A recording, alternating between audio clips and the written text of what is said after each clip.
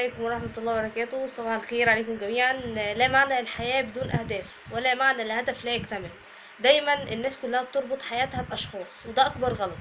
لازم يا جماعة نربط حياتنا بأهداف، عشان الأشخاص مهما كان هيمشوا في يوم من الأيام، أما الأهداف دايما هي معاك، وهي صاحبتك، وهي كل حاجة في حياتك. فدايما خليك عندك هدف ماشي بيه. طيب يعني أنا عندي هدف، طب ازاي أحققه؟ أول حاجة يبقى عندك رغبة في تحقيق الهدف، انا عندي رغبه ان انا احققه. تاني حاجه يبقى عندي قرار ان انا فعلا احققه، عندي قرار من داخلي من جوايا ان انا عاوز احقق الهدف. ابدا اتعلم حاجه جديده، اتعلم حاجه جديده توصلك لهدفك. طب بعد ما اتعلم حاجه جديده احط الحاجه اللي انا اتعلمتها في الفعل، ان انا ابدا فعلا يعني اطبق الحاجه اللي انا اتعلمتها. بعد كده بعد ما احط الحاجه اللي انا اتعلمتها في الفعل، ابدا اقيم واعدل واطور في الفعل ده لحد ما اوصل لمرحله ان انا فعلا وصلت للهدف ده.